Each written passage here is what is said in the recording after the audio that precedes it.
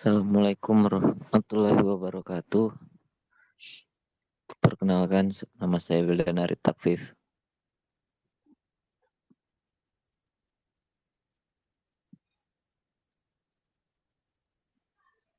Saya Dava Putra di Pratama. Saya Ahmad Surya Alamsyah. Di sini kami akan mempresentasikan tentang 5 karakteristik esensial tentang cloud computing.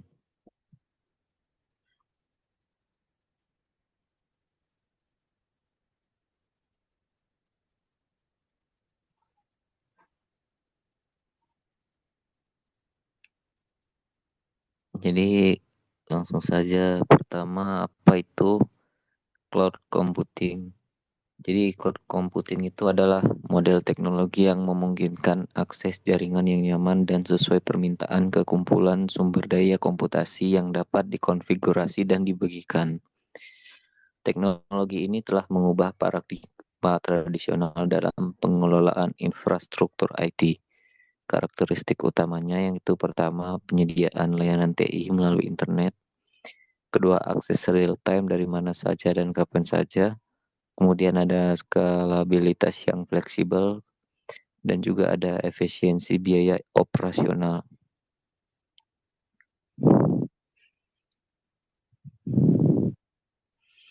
Sejarah dan evolusi cloud computing.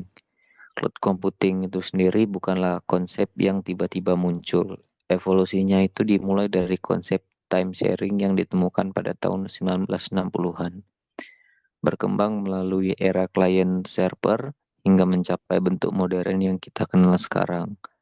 Timelinenya pada tahun 1960 itu time sharing system muncul. Kemudian tahun 1990 internet dan World Wide Web itu juga muncul. Tahun 1999 Salesforce.com memperkenalkan SaaS. Kemudian 2006 ada Amazon Web Service atau AWS diluncurkan. 2008 ada Google App Engine dan 2010 keluar Microsoft Azure. Oke, selanjutnya yaitu model pembayaran Pay as you go. Salah satu aspek revisioner dari cloud computing adalah model pembayaran Pay as you go atau bayar sesuai penggunaan. Model ini mengubah cara perusahaan memandang investasi IT dari CAPEX, Capital Expenditure, menjadi OPEX, Operational Expenditure. Keunggulan model Pay as you go yaitu yang pertama mengurangi biaya awal yang signifikan. Yang kedua ada fleksibilitas anggaran berdasarkan kebutuhan aktual. Yang ketiga ada kemampuan untuk bereksperimen tanpa resiko finansial besar. Dan yang terakhir transparansi biaya yang lebih baik. Hanya masuk ke definisi NICT. NICT adalah Badan Standar Teknologi Amerika Serikat yang memberi definisi resmi cloud computing.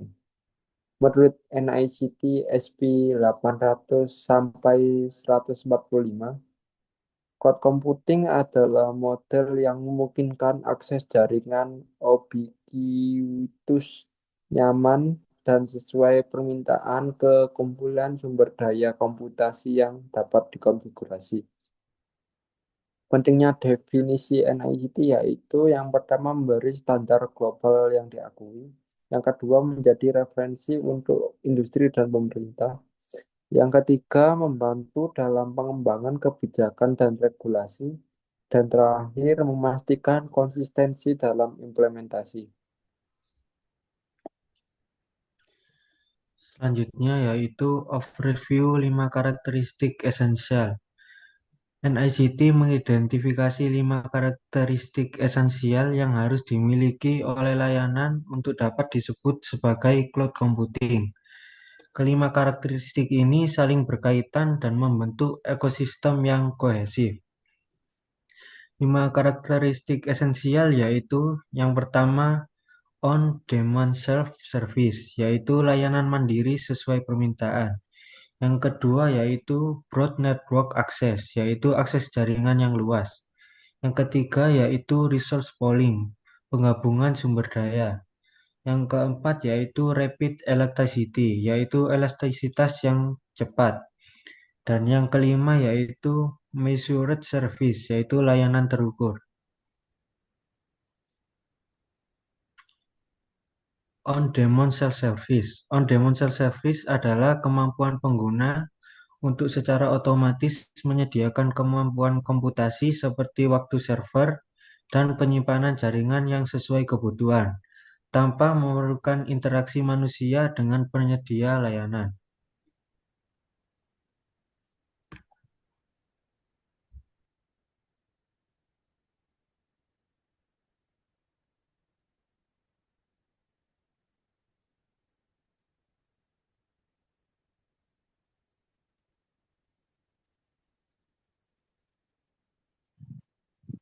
Selanjutnya ada on-demand self-service implementasi praktisnya. Yaitu pertama, implementasi on-demand self-service ini terlihat dari berbagai aspek cloud computing modern. Contohnya adalah portal web dan dashboard manajemen yang memungkinkan pengguna untuk mengkonfigurasi dan mengelola sumber daya dengan mudah. Contoh implementasinya yaitu AWS Console untuk provisioning EC2 instance. Kemudian ada Google Cloud Console untuk mengelola storage, ada Microsoft Azure Portal untuk konfigurasi virtual networks, dan ada API Cost untuk otomatisasi deployment.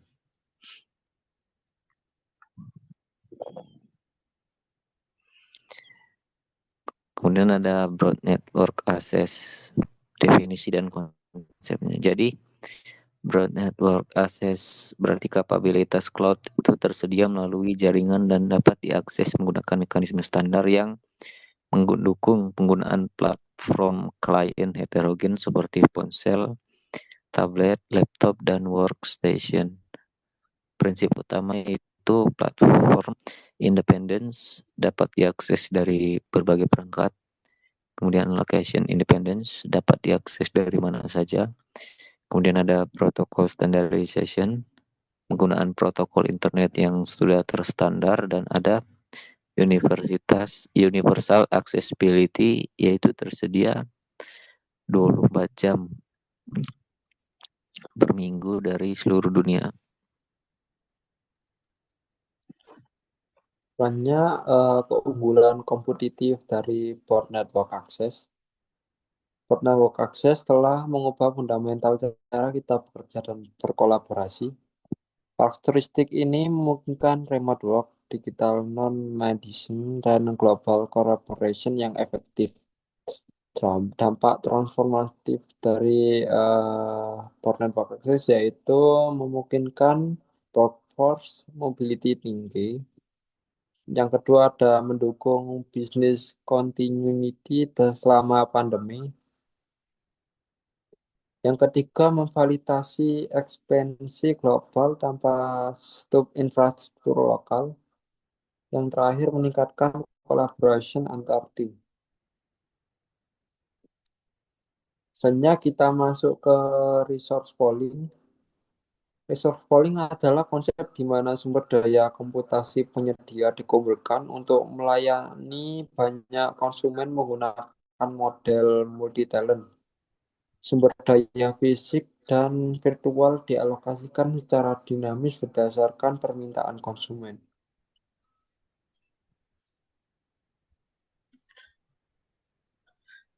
Selanjutnya yaitu resource pooling teknologi pendukung. Implementasi resource pooling memerlukan berbagai teknologi canggih untuk memastikan isolasi, keamanan, dan performa yang optimal untuk setiap tenant. Teknologi kunci yang pertama yaitu virtualization, yaitu VMware Hyper-V untuk isolasi virtual machine. Yang kedua yaitu containerization, yaitu Docker Kubernetes untuk application isolation. Yang ketiga yaitu software defined infrastructure, yaitu untuk resource abstraction. Yang terakhir yaitu hyperversion, tipe 1 dan tipe 2 untuk hardware abstraction.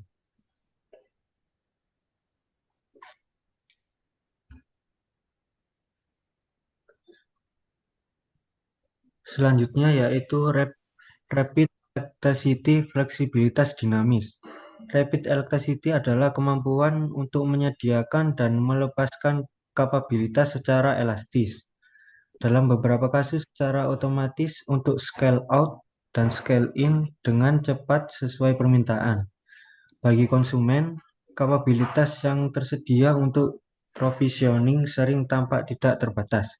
Dimensi elastisitas yang pertama yaitu vertical scaling, scale up atau down, menambah CPU atau RAM storage pada instance yang sama. Yang kedua yaitu horizontal scaling, yaitu menambahkan atau mengurangi jumlah instance. Yang terakhir yaitu auto scaling, yaitu otomatisasi berdasarkan matriks seperti CPU usage, memori, atau traffic.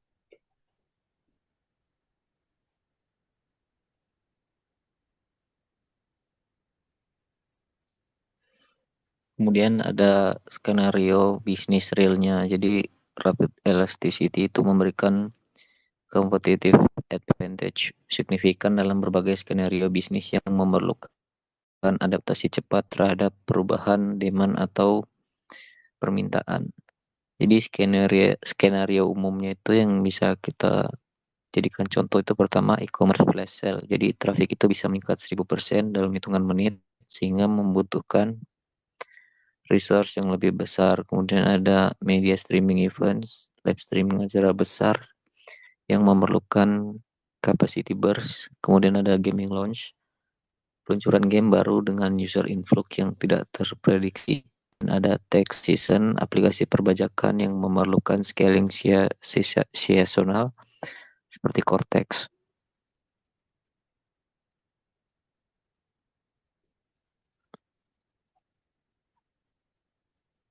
Ini ada measure service monitoring komprehensif. Measure service berarti sistem cloud secara otomatis mengontrol dan mengoptimalkan penggunaan sumber daya dengan memanfaatkan kemampuan metering pada beberapa tingkat abstraksi yang sesuai dengan jenis layanan. Misalnya storage, processing, bandwidth, dan active user account. Aspek monitoring yang pertama yaitu real-time resource monitoring, CPU, memory, storage, network utilization, cost tracking, detailing billing berdasarkan actual use, performer metric, response time, throughput, availability, complaint reporting, audit trails untuk regulation recruitment.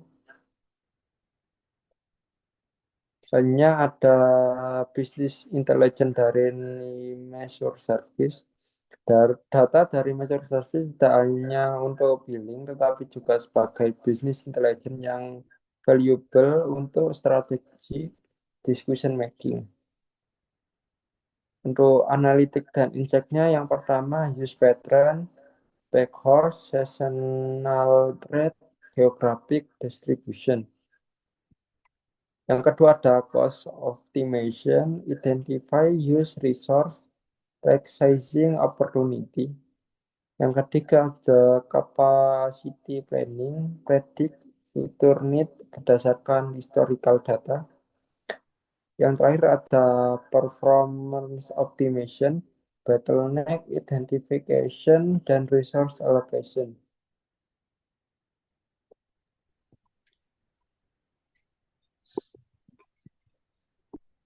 Selanjutnya ada future threat dalam cloud computing. Cloud computing terus berkembang dengan emergent teknologi dan changing business need berdasarkan trend yang akan mempengaruhi masa depan cloud computing. Yang pertama ada emerging teknologi, yaitu ada AI atau machine learning integration, native AI service dalam cloud platform. Yang kedua ada quantum computing, cloud-based quantum computing service. Ini ada dari industri trades.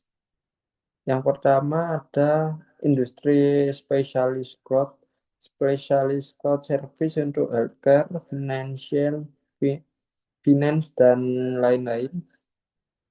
Dan selanjutnya ada container orchestration, Kubernetes, become standar untuk container management.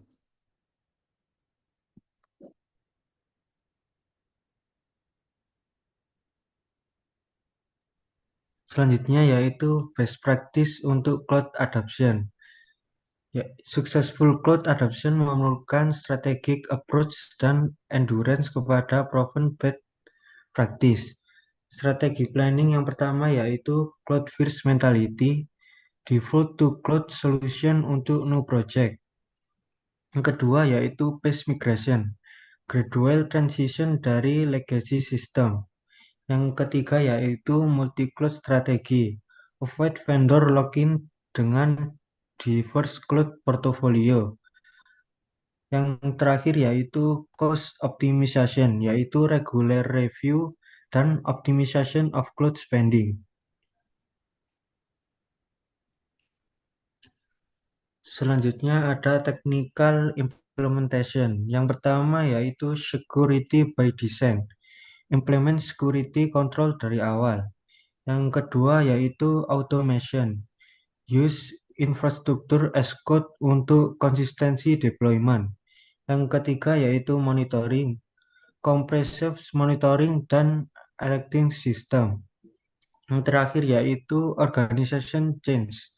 Yang pertama yaitu skill development. Invest dalam cloud training untuk staff. Yang kedua yaitu DevOps culture, yaitu foster collaboration antara development dan operation. Yang terakhir yaitu change management, support organization transformation.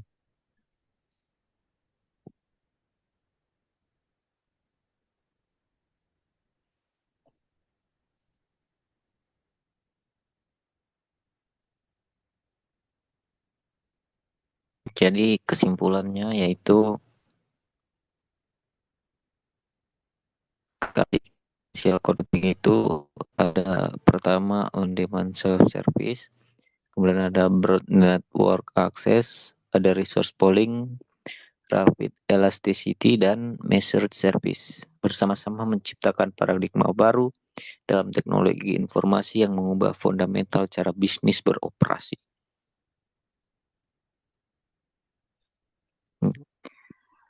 Mungkin itu saja presentasi dari kelompok kami. Lebih dan kurang kami mohon maaf. Assalamualaikum warahmatullahi wabarakatuh. Waalaikumsalam warahmatullahi wabarakatuh.